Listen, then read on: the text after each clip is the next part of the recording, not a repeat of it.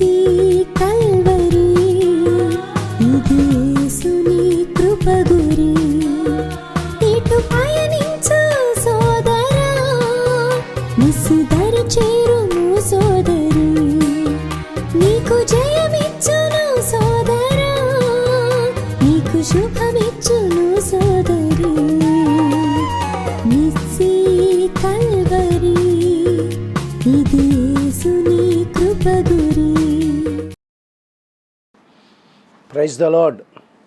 దేవుని పరిశుద్ధమైన నామమునకు మహిమ కలుగునుగాక. ఆమెన్. ప్రభునందు ప్రియులైన వారందరికీ కూడా మన ప్రభువును మన రక్షకుడైన యేసుక్రీస్తు వారి యొక్క శ్రేష్టమైన నామములో సర్వశుభాలు తెలియచేస్తున్నాను. నిస్సీ కల్వరి మినిస్ట్రీస్ ద్వారా మీరు వీక్షిస్తున్నటువంటి ప్రసంగములు, మీరు వినుచున్న ప్రసంగాలు మీకు ఎంతో ఆశీర్వాదకరంగా ఉన్నట్లుగా మీరు తెలియపరుస్తున్నందుకే దేవుని స్తుతిస్తూ ఉన్నాను. దేవునికి స్తోత్రం. ఈ పూట దేవుని వాక్యాన్ని ధ్యానించటానికి పరిశుద్ధాత్మ దేవుడు సిద్ధపరిచిన ఒక మాటని మొదటి దినవృత్తాంతములు 29వ అధ్యాయము 12-13 వచనాల్లో దావీదు మహారాజు చేసిన ఒక ప్రార్థన మనకి కనిపిస్తుంది. అది ఆ లేఖనాన్ని ధ్యానించి మనము ఆ లేఖన ధ్యానంలో నుంచి పరిశుద్ధాత్మ దేవుని యొక్క సంపూర్ణమైన విశ్లేషణ మనం విని ఆశీర్వదించబడదాము గాక. ఆమెన్. చదువుదాం. ఐశ్వర్యమును గొప్పతనమును నీ వలన కలుగును, నీవు సమస్తమును ఏలువాడవు, బలమును పరాక్రమమును నీ దానములు హెచ్చించేవాడవును, అందరికీ బలము ఇచ్చువాడవును నీవే. మా దేవా, మేము నీకు కృతజ్ఞతాస్తుతులు చెల్లించుచున్నాము. ప్రభావము గల నీ నామమును కొనియాడుచున్నాము. ఆమేన్. దేవునికి స్తోత్రం. కొన్ని సంఘాలు సార్వత్రికమైన ఆలోచన లేక, కొన్ని నామకార్థ సంఘాలు ఆ విధంగా భక్తిని నేర్పిస్తున్నాయి చాలామందికి. ఏదో వచ్చి కాసేపు కూర్చోవాలి, ఓ పాట పాడాలి, ఏదో 4 మాటలు చెబుతారు. అలా మాటలు వినేసి మనం ఏదైనా వేయగలిగితే ఓ 10 రూపాయలు కానుక వేసేసి వెళ్ళిపోవాలి, ఇదే భక్తి, ఆదివారం అంతే అనుకుంటున్నారు. పక్కా నామకార్థులు వాళ్ళు. పరలోకం పొరపాటును కూడా చూడలేరు వారు. దర్శనంలో కూడా చూపించరు దేవుడు వారికి పరలోకాన్ని. కొంతమంది మంచి భక్తులకి దర్శనాల్లో చూపించినట్లుగా సాక్ష్యం చెబుతూ ఉంటారు. ఇలాంటి భక్తులకి పొరపాటుని పరలోకంలో దర్శనంలో కూడా పరలోకాన్ని చూపించడం. అంత కఠినంగా వ్యవహరిస్తాడు దేవుడు. దాని కొరకు కాదు, ఏదో చర్చికి వెళ్ళాలి, ప్రతి ఆదివారం చర్చికి వెళ్ళాలి, వెళ్ళకపోతే ఈ రోజున చర్చికి వెళ్ళలేదా అని వాళ్ళు అడుగుతారు. ఇరుగింటోళ్ళు పొరుగింటోళ్ళు అడుగుతారు. వాళ్ళ కోసం వెళ్తున్నారు కొంతమంది చర్చికి. బైబిల్ ఇచ్చుకుని ఆ ఈదమ్మట చర్చికి వెళ్తున్నాను అంటే చెప్పుకుంటూ వస్తారు. ఎందుకంటే మానలేదు, వెళ్ళారు, చర్చికి వెళ్ళారని నలుగురు మధ్యలోనే హాజరాయించుకోవడానికి. దేవునికి స్తోత్రం కలుగును గాక. ప్రజల్లో నుంచి ఏర్పరచబడినటువంటి, ప్రత్యేకించబడినటువంటి ఒకరిని నేను హెచ్చించి ఉన్నాను అని దావీదు గురించి గూఢార్థంగా మాట్లాడుతున్నాడు. Praise the Lord. హల్లెలూయా. కీర్తనలు, దావీదు రాసిన కీర్తనే మరలా 3వ అధ్యాయము 3వ వచనాన్ని చదివితే, యెహోవా, ఆ నీవే నాకు కేడెముగాను, నీవే నాకు కేడెముగాను, నీవే నాకు అతిశయస్పదముగాను, నీవే నాకు అతిశయస్పదముగాను, నా తల ఎత్తువాడుగాను ఉన్నావు. నా తల ఎత్తువాడుగాను ఉన్నావు. ప్రియ సహోదరి సహోదరుడా, ఎక్కడ నీ తల దించబడిందో తిరిగి నీ తల అక్కడ ఎత్తబడాలి అని నువ్వు కోరుకుంటున్నట్లయితే కనుక నీ కోరికను తీర్చడానికి నా ప్రభు సిద్ధంగా ఉన్నాడు. అయితే నీవు దేవుని చేత ఏర్పరచబడినటువంటి వానివై, దేవుని చేత ప్రత్యేకించబడిన వానివై ఉంటే ఖచ్చితంగా నిన్ను ఆయన హెచ్చిస్తాడు. ఆయన ఉన్నత శిఖరముల మీద నిలుపుతాడు. ఉన్నత ఆశీర్వాదాలని నీ కుటుంబానికి దయచేస్తాడు. ఆయన ఉన్నత దీవెనలు దయచేస్తాడు. నువ్వు ఎన్నడూ నీ జీవితంలో, నీ ఊహల్లో కూడా ఎన్నడూ ఊహించుకోలేనటువంటి ఆశీర్వాదాలు స్వతంత్రించుకుంటావు. ఆస్తులకు కర్తలుగా చేస్తాడు ఆయన. ఆస్తులకు కర్తలుగా చేస్తాడు. ప్రత్యేకించబడాలి. వీరు యేసుని నమ్ముకున్నవారు, వీరు అందరిలాగా ఉండరు. వీరు యేసుని వెంబడిస్తున్నవారు ఎక్కడ పడితే అక్కడ భోంచేయరు. వీరు యేసుని వెంబడిస్తున్నవారు ఎలా పడితే అలా నోటికొచ్చినట్లుగా మాట్లాడరు. వీరు పద్ధతులు వేరు. వీరు యేసుని అనుసరించేవారు.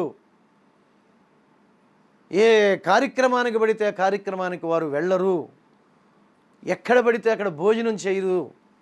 ఇక ఊరిలో ఎక్కడ సంతర్పణ పెట్టినా అక్కడే ఉంటాం మనం.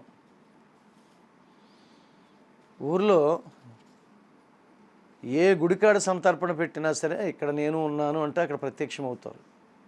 తినేయటమే మనకి, ఆ పూట గడుపుకోవడమే, ఆ పూట కలిసి వచ్చిందని అనుకోవడమే.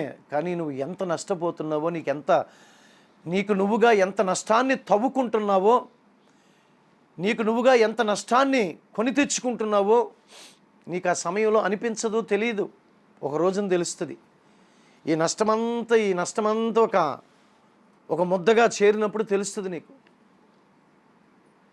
ఎంత నష్టం నాకు వాటి లేదని. ఎక్కడ పడితే అక్కడ ప్రతి కార్యక్రమంలోని మనం కనిపిస్తాం.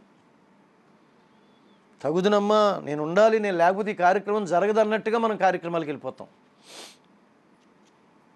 ఎక్కడ పడితే అక్కడ చేయి కడిగేస్తాము, ఎక్కడ పడితే అక్కడ ముద్ద నోట్లో పెట్టేస్తాం. ప్రేమైన దేవుని బిడ్డలారా, దేవుడు హెచ్చిస్తాడు, దేవుడు ఘనపరుస్తాడు. ఒక ప్రత్యేక జీవితం చెయ్యాలి. నిన్ను చూసి సాక్ష్యం చెప్పాలి అనేకులు. వారు ఏ కార్యక్రమాన్ని పెడితే ఆ కార్యక్రమానికి రారు. వారు ఎక్కడ పెడితే అక్కడ చేయి కడగరు, ఏది పెడితే అది తినరు. వారు యేసుని వెంబడించేవారు, చర్చికి వెళ్ళేవారు, వాళ్ళు వాక్యం ప్రకారంగా జీవించేవాళ్ళు వాళ్ళు అని నీ గురించి సాక్ష్యం చెప్పాలి. ప్రత్యేకించబడాలి. ఏది నీ జీవితంలో ప్రత్యేకమైన జీవితం? ప్రత్యేకించబడాలి. దావీదు ప్రత్యేక జీవితం చేశాడు.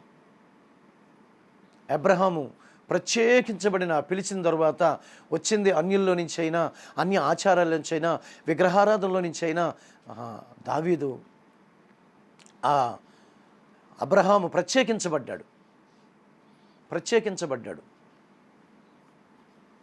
దేవుని చెప్పు చేతుల్లోని, దేవుని అడుగుజాడల్లోని తన జీవితాన్ని భద్రపరుచుకున్నాడు.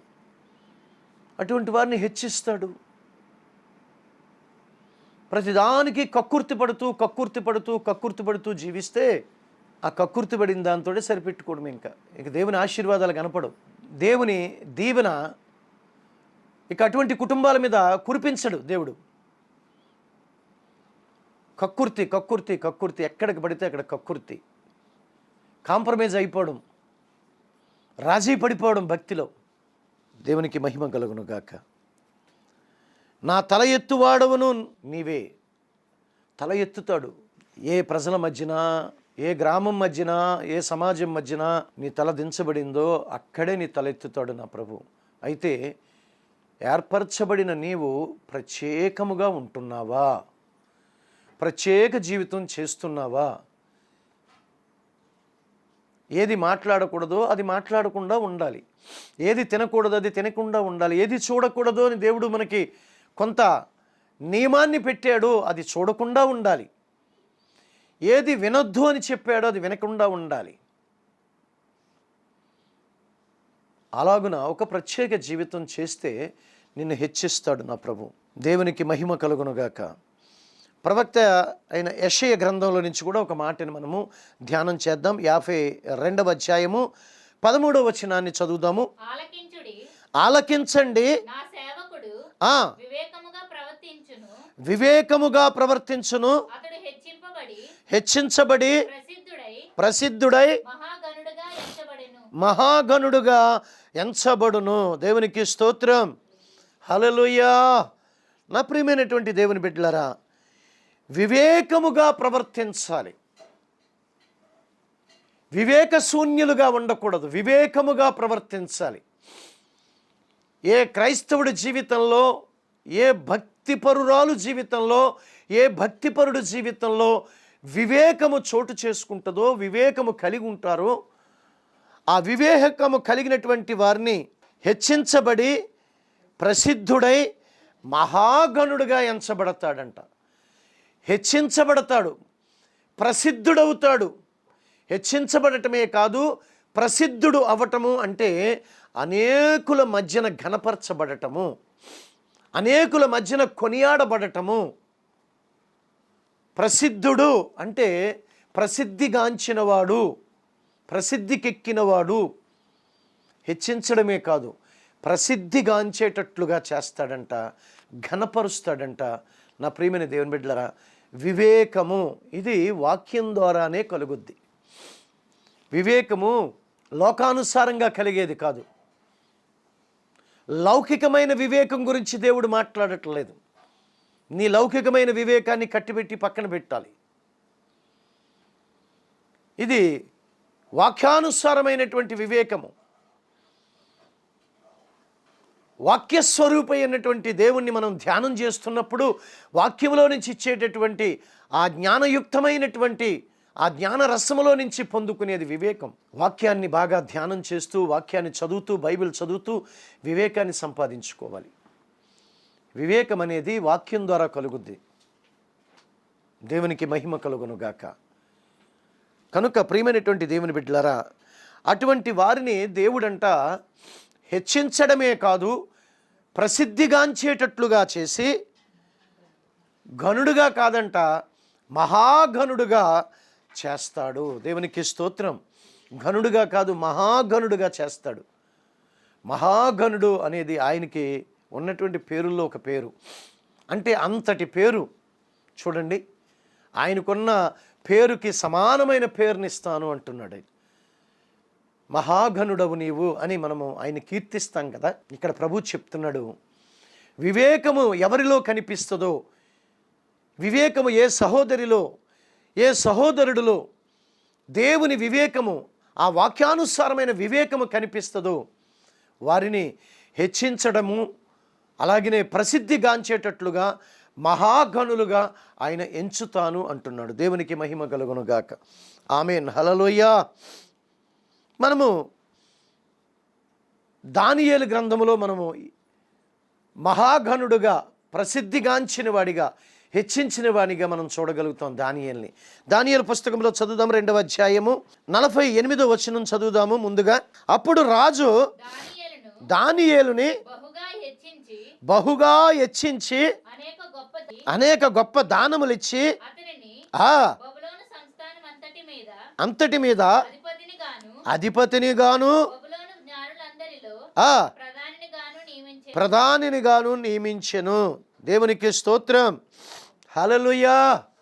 ఈ దానియేలు పుస్తకములో నుంచి దానియేలు చరిత్ర మనము చదివినప్పుడు కానీ, ఆ దానియేలు గ్రంథాన్ని ధ్యానం చేసినప్పుడు కానీ, దానియేలులో నుంచి మనం నేర్చుకోవలసినటువంటి పాఠాలు.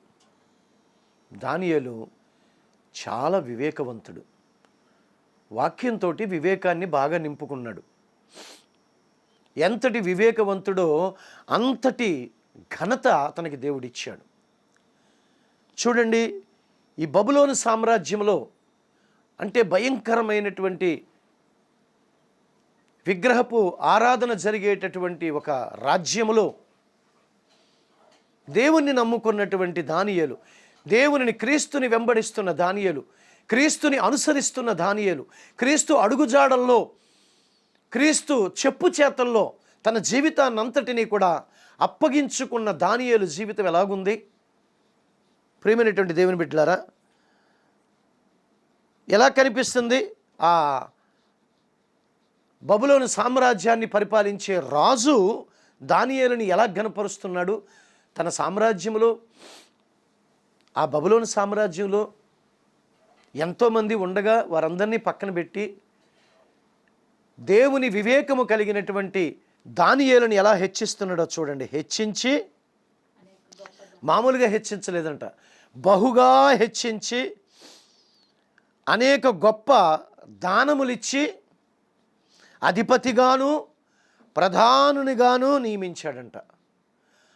ఆ బబులోను సామ్రాజ్యములో ఉన్న జ్ఞానులందరి మీద కూడా అధిపతిగాను ప్రధానినిగాను నియమించాడు. వాళ్ళందరి మీద ఆ బబులోను సామ్రాజ్యంలో అప్పటి వరకు ఆయన సామ్రాజ్యంలో కొలువు తీరున్నటువంటి ఆ జ్ఞానవంతులు, ఆ ప్రధానులు, ఇంకా పండితులు, వీళ్ళందరి మీద కూడా ఆ దానియేలుని ఎలాగా అధిపతిగాను ప్రధానునిగాను నియమించాడు. ఎంత ఘనత వచ్చిందండి ఒక దేవుని నమ్ముకున్న బిడ్డకు. యేసుక్రీస్తుని అనుసరించి యేసుక్రీస్తుని సొంత రక్షకుడిగా అంగీకరించి అనుసరించినటువంటి ఒక బిడ్డకు దేవుడిచ్చినటువంటి ఆ గొప్ప ఘనతను చూశారా? దానియేలు వివేకము కలిగి ప్రవర్తించాడు. దేవుని అడుగుజాడల్లోని చెప్పు చేతల్లోని తన జీవితాన్ని అంతటినీ పెట్టుకున్నాడు.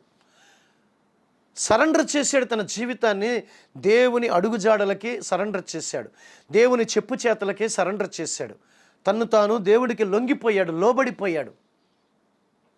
అటువంటి దానియేలు జీవితాన్ని మనం చదువుతాము. అందులోనే 46, 47 వచనాలు కూడా చదువుదాం.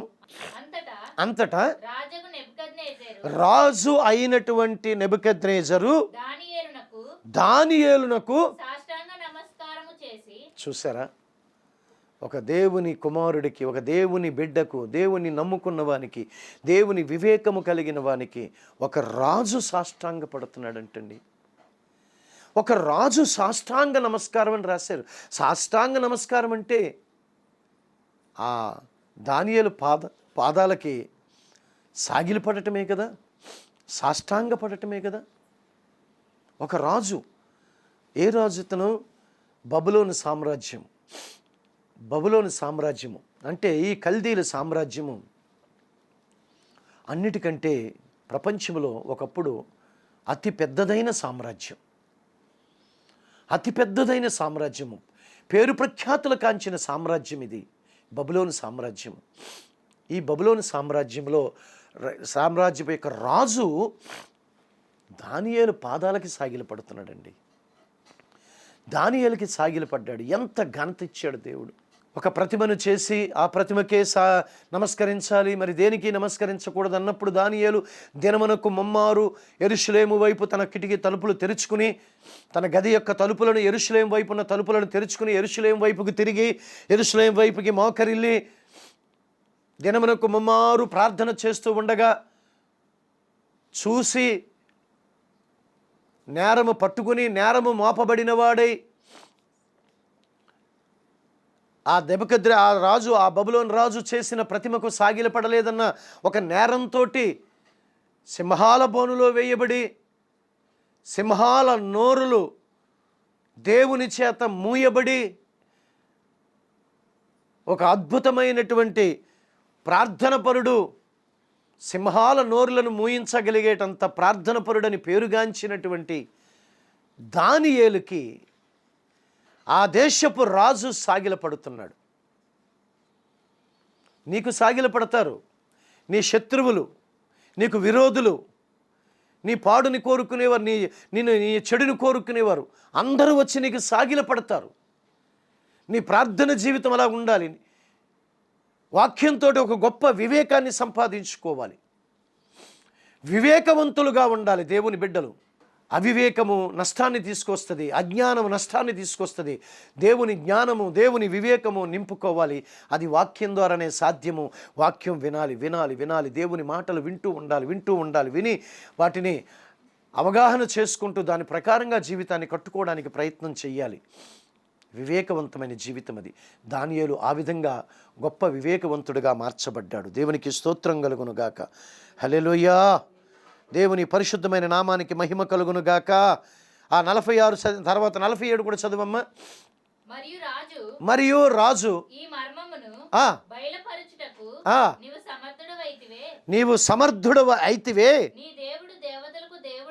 నీ దేవుడు దేవతలకే దేవుడు, రాజులకే రాజు,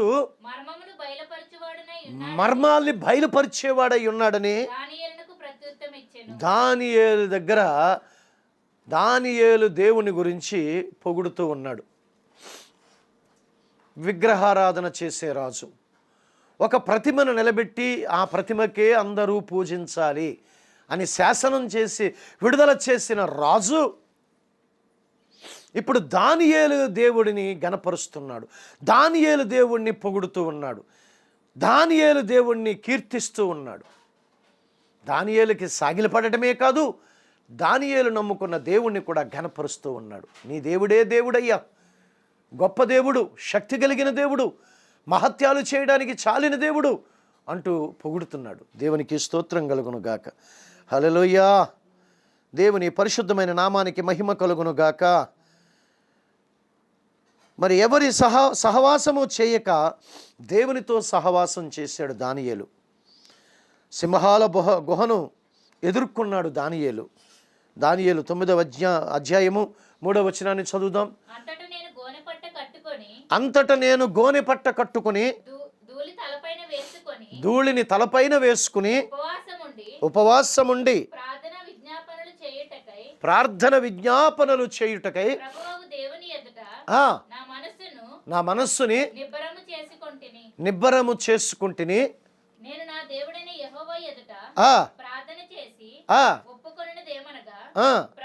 ప్రభువా నీ ఆజ్ఞలను అనుసరించి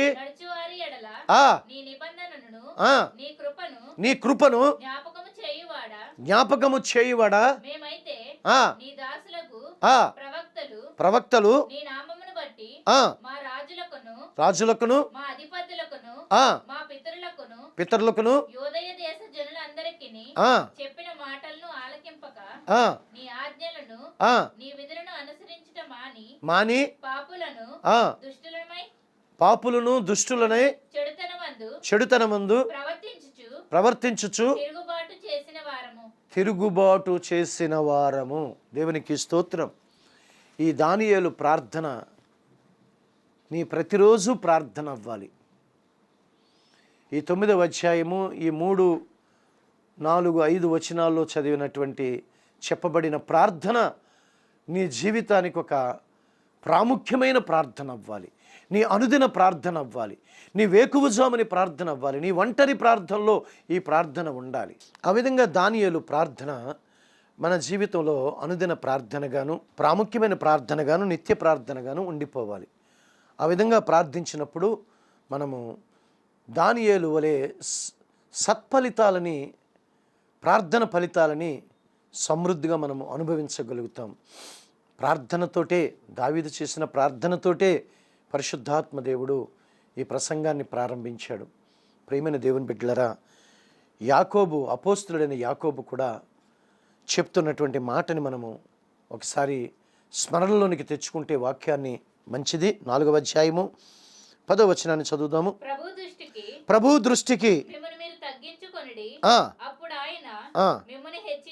దేవునికి స్తోత్రం కలుగును గాక. హల్లెలూయా. ప్రభు దృష్టికి మనల్ని మనం తగ్గించుకోవాలి. ఆయన ద్వారా హెచ్చించబడాలి అనే ఒక బలమైన కోరిక నీలో ఉంటే, ఆయన ద్వారా ఘనపరచబడాలి, హెచ్చించబడాలి, ఆయన ద్వారా ఆశీర్వదించబడాలి, ఐశ్వర్యము అలాగే ఒక గొప్ప పేరు ప్రఖ్యాతులు మనం అనుభవించాలి అంటే మనల్ని మనం తగ్గించుకోవాలి. అదే చెప్తున్నాడు అపోస్తులుడైనటువంటి యాకోబు 4వ అధ్యాయం 10వ వచనంలో చదివే మనము, ప్రభు దృష్టికి మిమ్ములను మీరు తగ్గించుకునుడి. మనల్ని మనమే తగ్గించుకోవాలి. ఇది మనం చేసే పని, మనమే చేద్దాం. ఈ రోజునే ప్రారంభిద్దాం, ఈ క్షణంలోనే ప్రారంభిద్దాం. ఒక తగ్గింపు జీవితం కలిగి ఉందాం. దేవుని ద్వారా నీవు నీ కుటుంబం హెచ్చించబడాలి అనేది దేవుని ఉద్దేశము. అందుకనే చెప్తున్నాడు, నిన్ను తగ్గించుకో. నాకు అవున్నాయి, ఇవి ఉన్నాయి, ఈ గొప్పతనాలు, ఆ గొప్పతనాలు, నాది అంత గొప్ప కులం, ఇంత గొప్ప కులము, ఇవన్నీ కూడా మానుకుని తగ్గించుకో. నిన్ను నువ్వు తగ్గించుకో. ప్రభులో ఉన్నావు, నీవు ప్రభుని నమ్ముకున్నావు, ప్రభు సన్నిధానానికి వస్తున్నావు, ప్రభుని సొంత రక్షకుడిగా అంగీకరించావు, నీవు బాప్తిజం పొందావు, మారుమనసు పొందిన వారు, పరిశుద్ధాత్మ చేత నింపబడిన వారు, మిమ్మల్ని మీరు తగ్గించుకోండి. పరిశుద్ధాత్మ యొక్క వరములు సంపాదించుకోండి. పరిశుద్ధాత్మ ఫలములు కలిగి ఉండండి. ఆ కృప వరములను స్వతంత్రించుకోండి. ప్రియమైన దేవుని బిడ్డలారా, మిమ్మల్ని మీరు తగ్గించుకుంటే ఆయన హెచ్చిస్తాడు, నీ కుటుంబాన్ని హెచ్చిస్తాడు. ఆశీర్వాదములో ఒక హెచ్చింపు, ఆయుష్లో ఒక హెచ్చింపు, ఆరోగ్యంలో హెచ్చింపు, పేరు ప్రఖ్యాతుల్లో హెచ్చింపు, ఘనతనివ్వడంలో హెచ్చింపు, అన్నిటిలోని ఒక హెచ్చింపుని నువ్వు అనుభవిస్తావు. ఎప్పుడు అంటే బాగా తగ్గించుకో. డౌన్ టు ఎర్త్ వలె, అనగా నేల వరకు తగ్గించుకునేటటువంటి అనుభవాలు మనలో ఉంటే బహుగా ఫలిస్తాము, హెచ్చిస్తాడు దేవుడు. దేవునికి స్తోత్రం కలుగును గాక. ఈ మనల్ని దేవుని దృష్టికి, ప్రభు దృష్టికి మిమ్మల్ని మీరు తగ్గించుకోమనేటటువంటి ఈ విషయంలో మనం కొన్ని మాటలు విందాము. దినవృత్తాంతాలు, మొదటి దినవృత్తాంతాలు గ్రంథము 17వ అధ్యాయము 16-17 వచనములో దావీదు విధంగా చెప్తున్నాడు. చదువుదామా? రాజైన దావీదు వచ్చి యెహోవా సన్నిధిలో కూర్చుండి ఇలాగు మనవి చేసెను, దేవా యెహోవా, ఇంత హెచ్చు స్థితిలోనికి తెచ్చుటకు నేను ఎంతటి వాడనయ్యా? నా ఇల్లు ఏమాత్రపది? దేవా,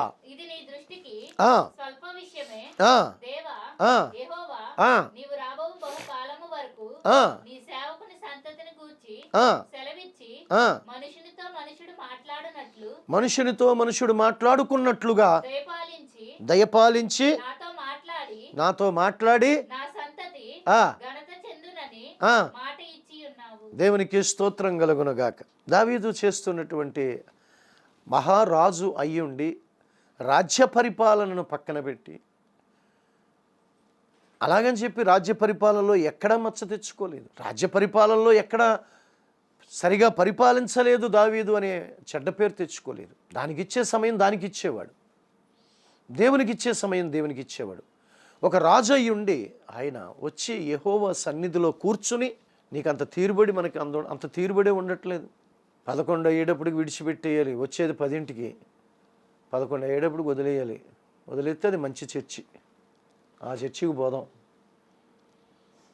12 అయ్యేటప్పుడు వదిలేయాలి, ఒక గంటన్నరకి వదిలేయాలి. లేకపోతే గడియారం వంక చూడటం, ఇసుక్కోవడం, సేవకుల మీద ఇసుక్కోవడం, వాక్యం మీద ఇసుక్కోవడం, పైకి చెప్పలేకపోయినా లోపల చాలు అయ్యే బాబు ఆపు, ప్రసంగం ఆపోయే బాబు ఆపు, టైం అయిపోతుంది వెళ్ళిపోవాలి అని లోపల గొనుక్కోవడం, సనుక్కోవడం నాకు తెలియపోయినా ప్రభుకు తెలుస్తాయి. సృష్టికర్తకి తెలియంది ఏముంది? దావీదు అంత ముమ్మరమైనటువంటి విరామము లేకుండా పని కలిగి ఉన్నటువంటి దినాలలో, రాజ్య పరిపాలన చేస్తున్న దినాలలో, సింహాసనం మీద కూర్చుండి తీర్పులు తీర్చవలసినటువంటి పరిపాలన చేయవలసిన దినాలలో ఆయన వచ్చి యెహోవా సన్నిధిలో కూర్చుని ఇలా ప్రార్థన చేస్తున్నాడు. నేను ఏ పాటి వాడిని అయ్యా నీ ఎదుట? నేను ఎంతటి వాడిని? నా ఎన్నిక ఏ పాటిది? నేను ఏ పాటి వాడిని? అల్పుడను, నీ దృష్టిలో నేను అల్పుడను అని అంగీకరిస్తూ దేవుని చిత్తానికి లోబడిపోతూ ఆయనలో ఎంత వినయాన్ని దేవుడు చూశాడో, ఎంత విధేయతని దేవుడు చూశాడో, ఎంత తగ్గింపుని చూశాడో, ఎంత దీనత్వాన్ని చూశాడో, ఎంత వివేకాన్ని చూశాడో నా ప్రియమైన దేవుని బిడ్డలారా, అలాగా తగ్గించుకున్నాడు. ప్రభు దృష్టికి మిమ్మల్ని మీరు తగ్గించుకోండి, అప్పుడు ఆయన మిమ్మల్ని హెచ్చిస్తాడు. దావీదు తగ్గించుకున్న విషయాన్ని మనము ఈ దినవృత్తాంతాల గ్రంథము, మొదటి దినవృత్తాంతాల గ్రంథము 17వ అధ్యాయంలో 16-17 వచనాల్లో మనము చదువుకున్నాం. అలాగన మన భక్తి ఉండాలని దేవుడు కోరుకుంటున్నాడు. మనం చేసే భక్తి జీవితము, మనం చేసే విశ్వాస జీవితము అలాగ ఉండాలని ప్రభు కోరుకుంటున్నాడు. యోహాను సువార్త 3వ అధ్యాయము 30వ వచనం, ఆయన హెచ్చవలసి ఉన్నది, నేను తగ్గవలసి ఉన్నది. దేవునికి స్తోత్రం చెప్తామా? హల్లెలూయా. ఎవరు హెచ్చాలి, ఎవరు తగ్గాలి? నా ప్రియమైన దేవుని బిడ్డలారా, ఈ రోజుని అసలు దేవునికి ఏమాత్రము కూడా, ఏసమెత్తు కూడా, చీపురు పుల్లంతా కూడా స్థానం లేకుండా ఈ రోజుని సేవకులు తమను తామే హెచ్చించేసుకుంటున్నారు. ఏదో వారినే ఏర్పరచుకున్నట్లుగాను, వారికే దర్శనాలు చూపిస్తున్నట్లుగా, వారితోటే ప్రవచనాలు చెప్పిస్తున్నట్లుగా బిల్డప్ ఇస్తున్నారు. నా ప్రియమైన దేవుని బిడ్డలారా, దేవునికి ఎంత మాత్రము చోటు లేకుండా గొప్ప గొప్ప ఆర్భాటాలకి పోతూ కార్పొరేట్ అనే ఒక పేరుని తగిలించుకుని భయంకరంగా దేవుణ్ణి మోసం చేస్తున్నారుగా.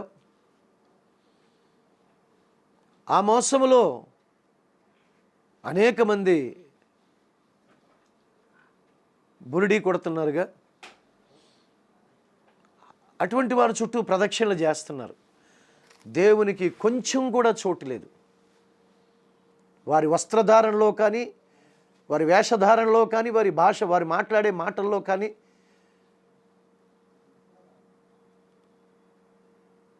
అపరకోటీశ్వరులం అయిపోయామన్నంత ఆ డబ్బుని చూసుకుని, ఆ సౌకర్యాలు చూసుకుని, ఆ సదుపాయాలు చూసుకుని విపరీతమైన హెచ్చులకు పోతూ కార్పొరేట్ అనే ఒక టైటిల్ని తగిలించుకుని ఇక ఎలా పడితే అలాగా, దేవునికి చోటు లేదు.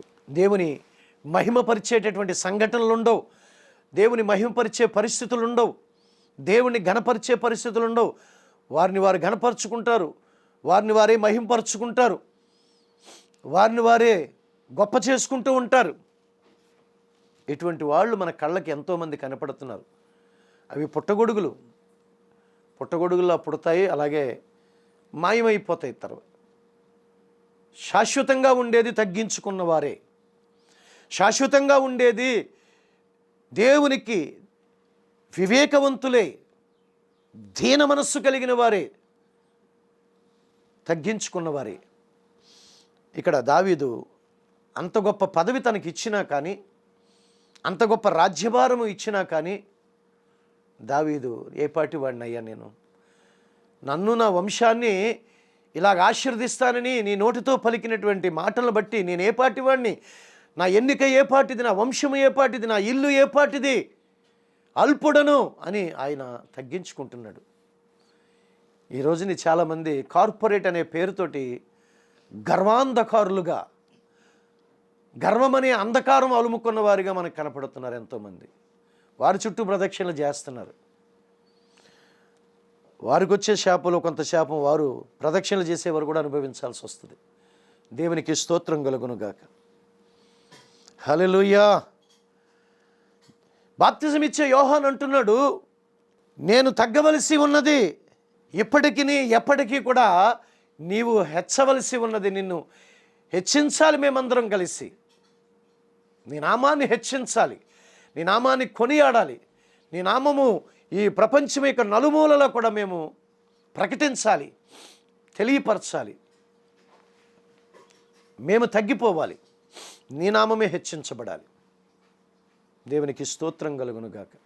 వేల కొలది సంఘాలు కట్టి దేవుని నామ మహిమార్థంగా వేల కొలది సంఘాలు కట్టినటువంటి మహాభక్తులు ఎంత తగ్గించుకున్నారు, ఎంత తగ్గింపు జీవితం జీవించారు. దేశ విదేశాల్లో కూడా సంఘాలు దేవుని నామ మహిమార్థంగా కట్టబడిన వేల కొలది సంఘాలు కట్టిన స్థాయికి నడిపించబడిన సేవకులు ఎంతమంది లేరు? మన పూర్వకాలంలో ఎంతమంది లేరండి? వారు ఎంతగా తగ్గించుకున్నారు? వారు కార్పొరేట్ అనే పేరు టైటిల్ తగిలించుకోలేదే. ఏసన్న గారు కానీ, సురేష్ అయ్య గారు కానీ, భక్త సింగ్ గారు కానీ, ఇలాంటి వాళ్ళు ఎవరూ కూడా కార్పొరేట్ అనే టైటిల్స్ తగిలించుకోలేదు ఎక్కడ. ఆ చెత్త మాకు అవసరం లేదన్నారు వాళ్ళు. అది చెత్తగా భావించారు. ఆ చెత్తను మీదేసి తిరుగుతున్నారు కొంతమంది ఇప్పుడు. దేవునికి మహిమ కలుగును గాక. Praise the Lord. హల్లెలూయా. రోమా పత్రికలో దైవజనుడైన పౌలు రోమీలకు రాసిన పత్రికలో 12వ అధ్యాయము 16వ వచనం ఏం చెబుతుంది? ఏడ్చువారితో ఏడువుడి, ఒకనితోనొకడు మనసు కలిసి ఉండుడి, హెచ్చు వాటి యందు మనస్సు ఉంచక తగ్గు వాటి యందు ఆసక్తి కలవారై ఉండండి. హెచ్చించుకునేటటువంటిది. నాకు కాబట్టి ఇంత ఖరీదైన కారు, నాకు కాబట్టి ఇంత ఖరీదైన బట్టలు, నేను కాబట్టి నాకు కాబట్టి వద్దు. అవి ఉండవేమో అలాగ అనుకుంటే. నువ్వు అలాగ అనుకునే కొలది వాటిని త్వరగా దేవుడు తీసేస్తాడేమో. తగ్గించుకో. తగ్గువాటి యందు ఆసక్తి కలిగి ఉండండి. హెచ్చులకు పోకండి. వాక్యం హెచ్చరిస్తుంది. మిమ్మల్ని మీరు హెచ్చించుకోకండి, హెచ్చులకు పోకండి. ఈరోజు చాలామంది సేవకులు, వారిని బట్టి కొంతమంది విశ్వాసులు సేవకుల్లో ఉన్న హెచ్చులు చూసి మరలా విశ్వాసులు ఒక సమూహం తయారైంది. మా సేవకుడిలాగా నేను హెచ్చించబడాలి, మా సేవకుడిలాగా కోట్ వేయాలి, మా సేవకుడిలాగా బూట్ వేయాలి, మా సేవకుడిలాగా ఎక్కిన కారు కొనుక్కోవాలి నేను కూడా. ఇదొక బ్యాచ్ తయారైంది. ఇదొక గుంపు. ఈ హెచ్చించుకునేటటువంటి గుంపు మరలా హెచ్చించుకునేటటువంటి ఒక విశ్వాస సమూహాన్ని సిద్ధం చేసింది. ఇక్కడ ప్రభు వాక్యం చెబుతుంది, హెచ్చు వాటి యందు మనస్సు ఉంచక తగ్గు వాటి యందు ఆసక్తి కలిగి అని వాక్యం చెబుతుంది. ఇది వాక్యమేగా, పరిశుద్ధాత్మ దేవుడు గ్రంథములో వ్రాయించిన వాక్యమే కదా. ఈ వాక్యము వద్దా మనకి? ఈ వాక్యం దాటవేసేద్దామా? కొన్ని మనకు అనుకూలమైన వాక్యాలు తీసుకుని మాట్లాడుకుందామా? దేవుని బిడ్డలారా,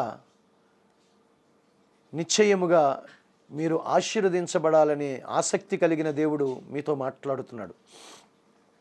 మీరు హెచ్చించబడాలి, ఎక్కడ తలదించుకున్నారో అక్కడ తల ఎత్తుకునేటట్లుగా చేయాలని ఆసక్తి కలిగిన దేవుడు మీతో మాట్లాడుతున్నాడు.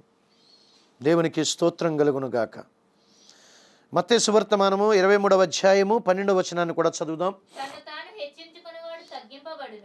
అది ఈ రోజున హెచ్చించుకుంటున్నారు చూడండి, ఒక రోజున తగ్గించబడతారు వీళ్ళందరూ కూడా. ఒక రోజున కనపడరు మళ్ళీని. ఈ బ్యాచ్ అంతా, ఈ కార్పొరేట్ బ్యాచ్ అంతా మళ్ళీ కొంతకాలానికి కనపడరు. కొంతకాలము వాళ్ళకు సమయం ఇస్తాడు. ఎంతగా హెచ్చించుకో, ఎంతగా పెరిగిపోతావో పెరిగిపో, ఎంతగా నిన్ను గనపరుచుకుంటావో గనపరుచుకో. నన్ను గనపరచడం మానేసి ఎంతగా నిన్ను నువ్వు గనపరుచుకుంటావో గనపరుచుకో. ఓకే, అవన్నీ కూడా ఒక లెక్క అప్పగించవలసినటువంటి దినము, లెక్క అప్పగించవలసిన ఒక సమయము వరకు వారు హెచ్చించబడతారు. తర్వాత చూడండి రాయబడిన మాట, తన్ను తాను హెచ్చించుకొనివాడు తగ్గింపబడును. దేవునికి స్తోత్రం కలుగును గాక. తన్ను తాను హెచ్చించుకుంటూ పోయేవాడు తగ్గించబడతాడు. ఒక రోజుని కనుమరుగైపోతాడు, ఒక రోజుని కనిపించడు. కొంతకాలం, ఒక సీజన్ అన్నమాట. ఒక సీజను మసిపూసి మారేడికాయ చేసే సీజను. కళ్ళెర చేసి మనుషుల్ని కింద పడేయడం, తల మీద చెయ్యేసి వెనక్కి గెంటుకుంటా వెళ్ళిపోయాడు, పడిపోయేదాకా వెళ్ళి ఆయన గెంటేయడం. ఇవన్నీ కూడా ఈ మసిపూసి ప్రజల్ని మారేడికాయ చేసేటటువంటి కొంతకాలం సాగుద్ది. నిన్ను నువ్వు హెచ్చించుకుంటున్నావు, ప్రభువుని హెచ్చించడం మానేసి. నా వల్లనే ఇన్ని మిరాకిల్స్, నేనే చేయగలుగుతున్నాను, నేనే అనుకుంటున్నావు. ఒక రోజుని కనుమరుగైపోతారు వీళ్ళు. వాక్యం చెబుతుంది, నేను చెప్పట్లే. వారు తగ్గించబడతారు, ఇక వారు కనుమరుగైపోతారు. యెషయా ప్రవచన గ్రంథంలో 14వ అధ్యాయంలో 13వ వచనాన్ని చదువుదాం. నేను ఆకాశంలోకి ఎక్కిపోయేదను. చూసారా, ఒకడు అనుకుంటున్నాడు ఇక నాకు మించినటువంటి సేవకుడు ఈ భూమి మీద ఎవడో ఉండకూడదు. ఒకడు అనుకుంటున్నాడు నాకంటే ధనవంతుడైన సేవకుడు ఈ భూమి మీద ఇంకెవడో ఉండకూడదు. ఒకడు అనుకుంటున్నాడు నా దగ్గర ఉన్నటువంటి ఖరీదైన కార్లు ఇక మరి ఏ సేవకుడి దగ్గర ఉండకూడదు. ఒకడు అనుకుంటున్నాడు నేను చేసిన మిరాకిల్ మరి ఎవడో చేయకూడదు అనుకుంటున్నారు. ఇలాగా ఆ అనుకున్నవాడు ఏమవుతున్నాడు? చదువమ్మా. దేవుని నక్షత్రమునకు పైగా నా సింహాసనాన్ని హెచ్చించేస్తాను. ఉత్తర దిక్కునున్న సభాపర్వతం మీద కూర్చుంటాను. 12-14 వచనాలు కూడా చదువుదాం. తేజో నక్షత్రమా, వేకువ చుక్క, ఎట్లు ఆకాశము నుంచి పడితివి. తేజో నక్షత్రమా, వేకువ చుక్క. తేజో నక్షత్రాలలాగా వెలిగిపోతున్నారు కొంతమంది. సేవ చేయరాని ప్రభు చక్కగా ఆత్మలు సంపాదించి సంఘాన్ని కట్టి చక్కటి ఉపదేశంతో అపోస్తుల వంటి సేవ చేసి అపోస్తుల్లాగా సమర్పించుకుని అపోస్తుల్లాగా సేవ చేసి ఆత్మల్ని ప్రభు రాకడికి సిద్ధపరచమని సేవ అప్పగిస్తే ఈ యేసయ్య నామాన్ని అడ్డం పెట్టుకుని ఈ రోజుని అడ్డదారులు తొక్కి అడ్డదిడ్డాలుగా సంపాదించి బాగా బలిసిపోయిన వారు మాట్లాడుతున్న రీతిగా మాట్లాడుతూ చిన్న సేవకుల మీద దాడి చేస్తూ చిన్న సంఘాలని పాడు చేస్తూ స్థానిక సంఘాలకి దెబ్బ కొడుతూ ప్రాజెక్టుల మీద వాక్యాన్ని చెబుతూ స్క్రీన్ల మీద వాక్యాన్ని చెబుతూ నా ప్రియమైన దేవుని బిడ్డలారా, స్వస్థత క్యాంపులంటూ కూడా బైపాస్ రోడ్లంట క్యాంపులు పెడుతూ స్థానిక సంఘాలని పాడు చేసి సేవకుల్ని పాడు చేసి సంఘస్థుల యొక్క హృదయాల్ని గలిబిలి చేసి ఇదిగో ఇక్కడ క్రీస్తు, అదిగో అక్కడ క్రీస్తు, అక్కడ వెలిసాడు, ఇక్కడ మహత్యాలు, అక్కడ మహత్యాలు అని ఒక సైతాను గుంపు బయలుదేరింది. తేజో నక్షత్రంలాగా కొంతకాలం వెలుగుతారు వాళ్ళు. వేకువ చుక్కలాగా మిళుకుమంటూ వేకువ చుక్కలాగా తళుక్కుమంటూ మెలుకుమంటూ ఉంటారు కొంతకాలం. తర్వాత ఏమైంది చదువుదామమ్మా. జనములను పడగొట్టిన నీవు. చూడండి, చాలామంది విశ్వాసాలు పడగొడుతున్నారు వీరు. చెడు బోధలు చేస్తూ స్వస్థత శాలలంటూ స్వస్థత క్యాంపులంటూ మంగళవారము, మొదటి మంగళవారము, మొదటి శుక్రవారము, శనివారం ప్రార్థనలు, బురిడి కొట్టించే ప్రార్థనలు, స్వస్థతలని అనేక మందిని పడగొడుతున్నారు వీళ్ళు. దేవుడు 3.5 సంవత్సరాల సేవలో యేసుక్రీస్తు ప్రభులు వారు పడిపోయిన వారిని లేవనెత్తాడు కానీ ఎవరిని పడగొట్టలేదు.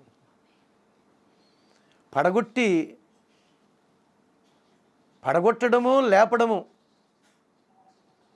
2 అవస్థలతో కూడిన పనులు చేస్తున్నారు ఈ రోజుని. ఎవరిని పడగొట్టలేదు నా ప్రభు. వాక్యమును స్థిరపరచడానికే అద్భుతాలు చేశాడంతే. ప్రజల జీవితములలో వాక్యమును స్థిరపరచడానికి వారికి మారు మనస్సు కలిగేటట్లుగా దేవుని రాజ్యానికి వారు సిద్ధపడేటట్లుగా ఆయన సేవ చేయడానికి వచ్చాడు. కానీ స్వస్థశాల పెట్టుకుని బతకంట్రా, నా పేరు చెప్పుకుని కార్పొరేట్ సేవకులు అయ్యి కోట్లు సంపాదించి ఇక అడ్డదిడ్డమైన పరిపాలన చెయ్యండిరా అని చెప్పలేదు దేవుడు. స్క్రీన్ల మీద వాక్యం అంటూ ఊరూరా తిరుగుతున్నాడు ఒకడు. బైపాస్లలో క్యాంపులు పెట్టి బైపాస్ రోడ్లో టెంట్లు వేసి మంగళవారం అంటాడు, బుధవారం అంటాడు. అనేక జనాల్ని పడగొడుతున్నారు వీళ్ళు. అనేక జనములను పడగొడుతున్నారు. తేజో నక్షత్రాల్లాగా వేకు చుక్కల్లాగా తళుక్కు మిళుక్కుమంటూ ప్రత్యక్షమవుతారు. అప్పుడిప్పుడు అక్కడక్కడ ప్రత్యక్షమవుతారు. ఇదిగో అక్కడ, అదిగో అక్కడ. నమ్మకండి, వాక్యం చెబుతుంది. అపోస్తుల వాక్యం మీద, అపోస్తుల రొట్టె విరచడం మీద, అపోస్తుల ప్రార్థనల ఎడల, అపోస్తుల సహవాసము ఎడల ఎడతెగక ఉండు వారే రేపు దేవుని రాజ్యములో ఉండేవారు. వారే దేవుని సింహాసనము ఎదుట వారందరూ కూడా దేవుని ముఖదర్శనము చేసుకునేవారు. నా ప్రియమైన దేవుని బిడ్డలారా, వారే చేర్చబడేవారు. ఈ తళుక్కు బెళుక్కుమంట తేజో నక్షత్రంలాగా, వేకువ చుక్కలాగా అప్పుడొక మంగళవారం ప్రత్యక్షమయ్యి, శుక్రవారాలంటూ శనివారాలంటూ ప్రత్యక్షమయ్యి ప్రజల దగ్గర ఉన్న ధనమంతా దోచుకుని కోటీశ్వరులుగా మార్చబడి క్యాలెండర్లని పాట పెట్టి క్యాలెండర్లు అమ్ముకునేవాడు ఒకడు. ప్రజల్ని ఏ రకంగా బురిడి కొట్టిస్తున్నారు, గారడీ విద్యలు చేస్తున్నారు, ప్రజల దగ్గర ఉన్నది దోచుకోవడానికి ఏ రకమైన రకరకాల ప్రయత్నాలు, కుయ్యక్తులు. ప్రేమైన దేవుని బిడ్డలారా, మా దగ్గర వెండి బంగారాలు లేవన్నారు అపోస్తలులు. మా దగ్గర క్రీస్తు నామం ఉన్నది, క్రీస్తు నామములో నీకు స్వస్థత కలుగునుగాక అన్నారు. కానీ వాడి దగ్గర నుంచి ఉన్నదంతా దోచుకుని వాడికి తైలాన్ని పిచికారీ చేసి, తైలాన్ని ట్యాంకుల్లో పోసి, ట్యాంకుల్లో నుంచి పిచికారీ చేసి, మసిపూసి మారేడుకాయ చేసి వారి దగ్గర ఉన్నదంతా దోచుకోవట్లేదు. అటువంటి వారు కాదు. అపోస్తులు సమర్పణ కలిగిన వారు. చావు కూడా, దేవుని సేవ కొరకు చావుని కూడా స్వాగతించేవారు. వాళ్ళు ఖర్చు అయిపోయేవారు, తన ప్రాణాలని ఖర్చు పెట్టేవాళ్ళు. అటువంటి నా ప్రియ సహోదరి సహోదరులారా, అటువంటి సేవలో పాలిభాగస్తులై ఉండాలి. అటువంటి సేవ మనకు నేర్పిస్తుంది, వివేకాన్ని నేర్పిస్తుంది, దీనత్వాన్ని నేర్పిస్తుంది, సాత్వికత్వాన్ని నేర్పిస్తుంది, దేవుల్లో ఉన్న మంచితనాన్ని నేర్పిస్తుంది. దేవునికి స్తోత్రం. Praise the Lord. హల్లెలూయా. చదువమ్మా. మేఘమండలం మీదకి ఎక్కుదును, మహోన్నతునితో నన్ను సమానునిగా చేసుకొందునని నీవు మనసులో అనుకొంటివి కదా. నీవు పాతాళమునకు నరకంలో ఒక మూలకు త్రోయబడితివే. స్తోత్రం కలుగును గాక. పాతాళంలో ఒక మూలకు త్రోయబడతారు. తన్ను తాను హెచ్చించుకునేవాడు తేజో నక్షత్రంలాగా, నాకంటే గొప్పవాడు లేడు, నాకంటే అధికుడు లేడు, నాకంటే మిరాకిల్స్ చేసేవాడు లేడు, మా చర్చిలోనే మిరాకిల్స్. నీ మొఖమేం కాదా? నీ చర్చిలోనే మిరాకిల్ చేస్తే ఇంకా ఈ దేశంలో ఉన్న చర్చిలన్నీ ఎందుకు కట్టినట్టు దేవుడు, ఎందుకు ఏర్పరచుకున్నట్టు? మా చర్చిలోనే జరుగుతాయి ఇలాంటివన్నీ.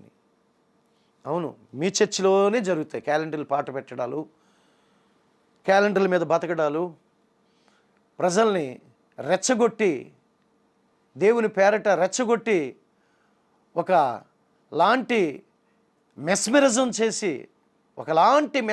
చేసి ప్రజల్ని బురిడీ కొట్టించడం నాకే తెలుసు అనుకుంటున్నారు కొంతమంది.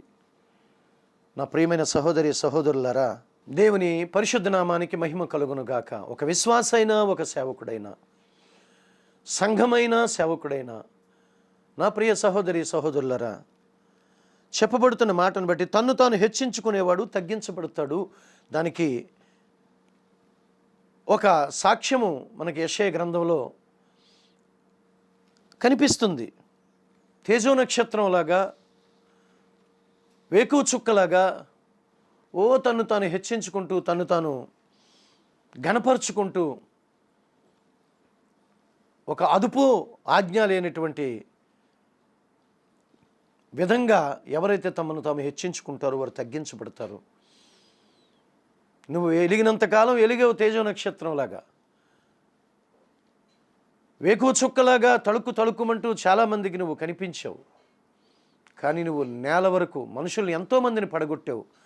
నువ్వు నేల వరకు నరకబడ్డావు, పాతాళానికి ఎలా వెళ్ళిపోయావో చూడు అని ప్రభు అటువంటి ఆలోచనలు కలిగినటువంటి ఆ సాతానుని ఎలాగా పాతాళానికి పంపించాడు, ఒక మూలకి. అలాగా తన్ను తాను హెచ్చించుకుంటూ నా అంతటి వాడు లేడని విశ్వాస జీవితంలో కానీ, సేవా జీవితంలో కానీ ఎక్కడా కనిపించకూడదు.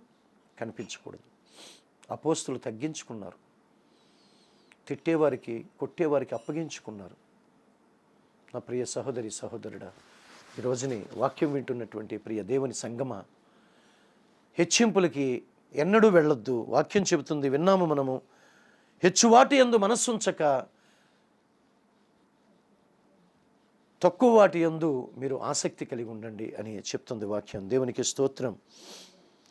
దానియేలు పుస్తకంలో కూడా ఒక రాజు బాగా హెచ్చించబడ్డాడు. 5వ అధ్యాయము 22వ వచనాన్ని చదివితే, బెల్షస్సరు అతని కుమారుడగు నీవు ఈ సంగతి అంతయు ఎరిగియుండియు నీ మనస్సును అణుచుకొనక, మనస్సుని అణుచుకోక, చూడండి, మనస్సుని అణుచుకోకే ఈ ప్రమాదాలు, ఈ ఆపదలు, ఈ ఆత్మీయ నష్టము, దేవుని ద్వారా పొందవలసినటువంటి ఇవన్నీ కూడా కోల్పోవడము, మనస్సుని అణుచుకోక పరలోకమందున్న ప్రభువు మీద నిన్ను నీవే హెచ్చించుకొంటివి. చూసావా, ఈ రోజున ఎంతమంది కనపడతలేదండి మన కళ్ళకి. చాలామంది సేవకులు దేవుళ్ళలాగా కొలవబడుతున్నారు ఈ రోజుని. చాలామంది విశ్వాసులు వారికి ఉన్న ధనాన్ని ఒక దేవుళ్ళలాగా కొలుస్తారు, వారికి ఉన్నటువంటి పదవిని ఒక దేవుళ్ళలాగా కొలుస్తారు, వారికి ఉన్నటువంటి కుమార్తెలను కూడా దేవుళ్ళలాగా కొలుచుకుంటారు, వారికి ఉన్న ఆస్తిని ఒక దేవుళ్ళలాగా కొలుచుకునేటటువంటి వారు ఉన్నారు. మనస్సుని అణుచుకోలేకపోతున్నారు. మనస్సుని అణుచుకోలేక తమను తాము బాగా పట్టపగ్గాలు లేకుండా తమను తాము హెచ్చించుకుంటున్నారు. బెల్షస్సరు గురించి రాయబడినటువంటి మాటని 5వ అధ్యాయము 30వ వచనం కూడా చదవమ్మా.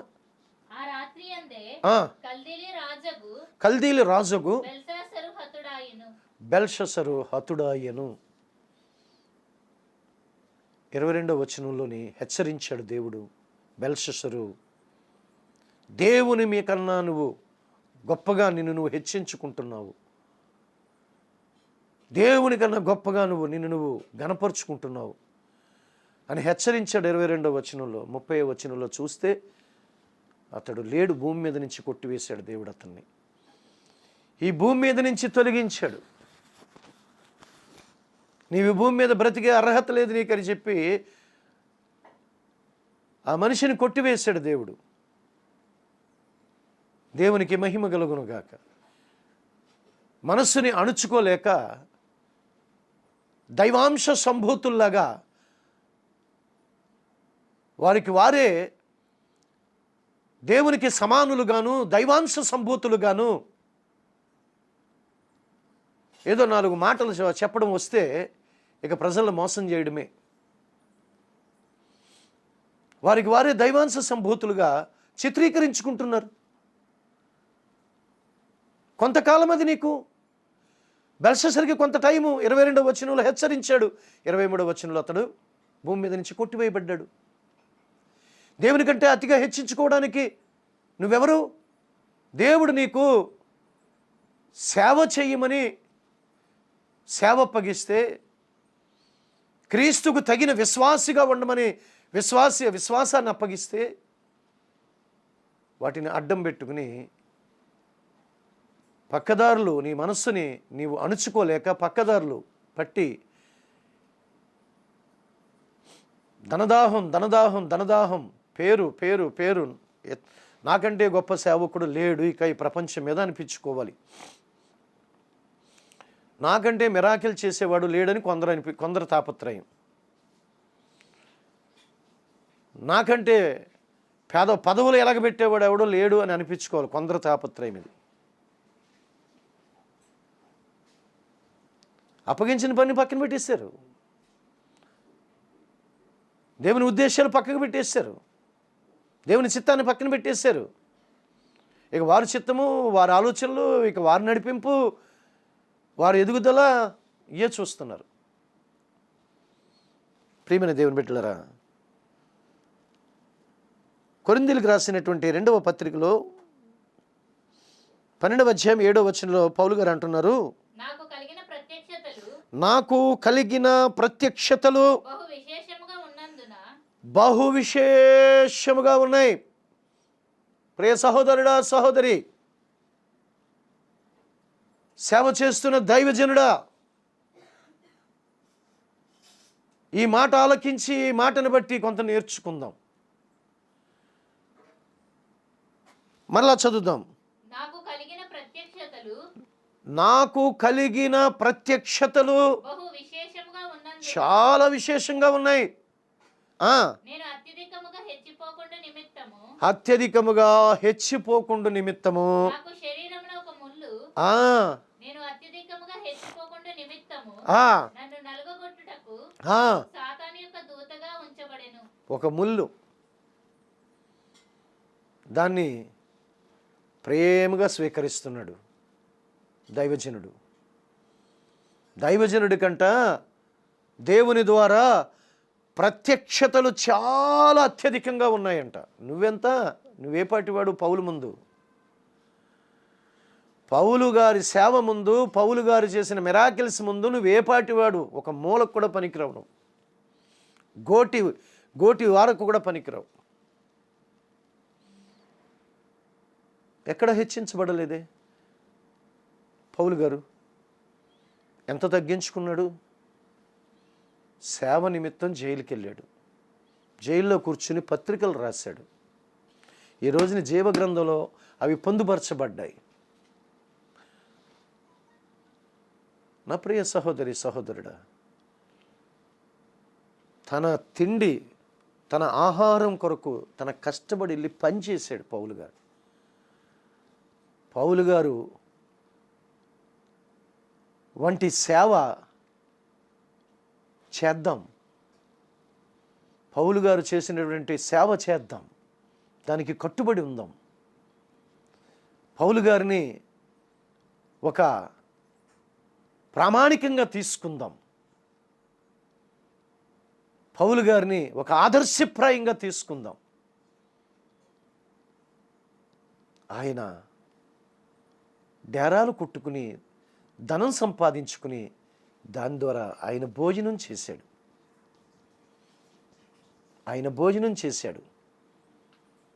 ప్రజల సొమ్ముతో భోజనం చేయలేదు. ప్రజల సొమ్ముతో పబ్బం గడుపుకోలేదు. ప్రజల సొమ్ముతోటి ఖరీదైన కారుల్లో తిరగలేదు పౌలు గారు. ప్రజల సొమ్ముతోటి అందలానికి ఎక్కలేదు పౌలు గారు. పౌలు గారు చేసినటువంటి సేవ, ఆయన నీడపడితే స్వస్థతలు జరిగాయి. ఆయన నడికట్టులు, ఆయన చేతి రుమాలతోటి అద్భుతమైన స్వస్థతలు అనుభవించారు. ఆయన అంటాడు, బుద్ధి చెప్పుతూ, హెచ్చరిస్తూ, గద్దిస్తూ, దేవుని వాక్యాన్ని బోధిస్తూ ప్రతి ఒక్కరూ క్రీస్తు ఎదుట, రాబోతున్న క్రీస్తు ఎదుట నిలబడాలని మేము ప్రయాసపడుతున్నామంటాడు. దేవునికి మహిమ కలుగును గాక. అది మంచి పోరాటము, మంచి సేవ. నేను మంచి సేవ చేశాను అనలేదు, కానీ ఆయన మంచి పోరాటము పోరాడి తిని అంటాడు. నేను మంచిగా సంఘం కట్టాను, నా వంటి సంఘం ఎవరూ కట్టలేదు అని అనలేదు. దేవునికి మహిమ కలుగును గాక. ప్రియమైన దేవుని బిడ్డలారా, ఆయన హెచ్చిపోకుండా ఒక ముళ్ళు ఆయన ప్రేమగా స్వీకరించాడు. ఎక్కడ హెచ్చుకి చోటివ్వలేదు, హెచ్చింపుకి చోటివ్వలేదు. అందుకనే ఆయన కొనియాడబడుతున్నాడు ఇప్పటికి కూడా. ఆయన మాటలు అద్భుతమైన మాటలుగా, ఆయన సేవ అద్భుతమైన సేవగా కొనియాడబడుతుంది. నా ప్రియ సహోదరి సహోదరుడా, ఈవేళ కాకపోతే రేపైనా చెప్పుకుంటారు ఎంత మంచి సేవ చేశాము, ఎంత మంచి పోరాటాలు పోరాడామనేది. నా ప్రియమైన దేవుని బిడ్డలారా, క్యాలెండర్ అమ్ముకునేవాడిని క్యాలెండర్ అమ్ముకున్నాడనే చెప్తారు. మసిబూసి మారేడుగా చేసి స్వస్థతల పేరు పెట్ట కోటీశ్వరుడు అయ్యాడంటే దాని గురించే చెప్పుకుంటారు. ఆత్మల భారం కలిగి ఆత్మలను రక్షించి ప్రభు కొరకు అప్పగించాడు అంటే దాని గురించే చెప్పుకుంటారు. దేనికి దానికే ఉంటుంది ప్రతిఫలం. ప్రియ సహోదరి సహోదరుడా, నిశ్చయముగా ఈ వాక్యమును బట్టి, మూలవాక్యంగా పరిశుద్ధాత్మ దేవుడు మనకిచ్చినటువంటి ఆ మాటను మరొక్కసారి స్మరణకు తెచ్చుకుని, ఐశ్వర్యమును గొప్పతనమును నీ వలన కలుగును, నీవు సమస్తమును ఏలువాడవు, బలమును పరాక్రమమును నీ దానములు, హెచ్చించువాడవను అందరికీ బలమిచ్చువాడవను నీవే. మా దేవా, మేము నీకు కృతజ్ఞతాస్తుతులు చెల్లించుచున్నాము. ప్రభావము గల నీ నామమును కొనియాడుచున్నాము. దేవునికి మహిమ కలుగునుగాక. ప్రభునందు ప్రియులైన వారందరికీ కూడా వాక్యముఖంగా వాక్యస్వరూపుడైనటువంటి దేవుని ద్వారా మీకు తెలియచేయాలనుకున్నది, ఐశ్వర్యాన్ని ఇచ్చే దేవుడు, గొప్పతనాన్ని ఇచ్చే దేవుడు, ఆయన సమస్తమును ఏలేవాడు, మన పాలిట బలమును పరాక్రమమును దానముగా ఇచ్చేవాడు, హెచ్చించువాడు, అందరికీ బలమిచ్చువాడు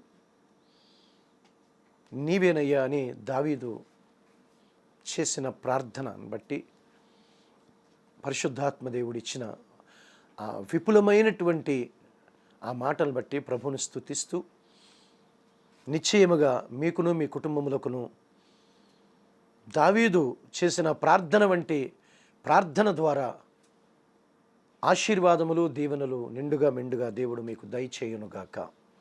ఆమేన్. దేవునికి స్తోత్రం. తలలు వంచండి, ప్రార్థన చేసుకుందాం. పరిశుద్ధ ప్రేమ స్వరూపినికి స్తోత్రమయ్యా తండ్రి. నాయన ఇంతవరకు దైవ సేవకులు చెప్పిన వాక్యం నిమిత్తం ప్రతి ఒక్కరి హృదయంలో తండ్రి వాక్యం ధ్యానించుకుంటూ ఆ వాక్యానుసారం ప్రతి ఒక్కరూ నడవటానికి కృప చూపబడుచున్నాను. వాక్యం ప్రతి ఒక్కరి జీవితంలో దేవా తండ్రి వాక్యానుసారంగా ప్రతి ఒక్కరూ నడవటానికి కృప చూపి సహాయం దయచేయమని యేసు నామములో అడిగి వేడి పొంది ఉన్నాము తండ్రి. ఆమేన్.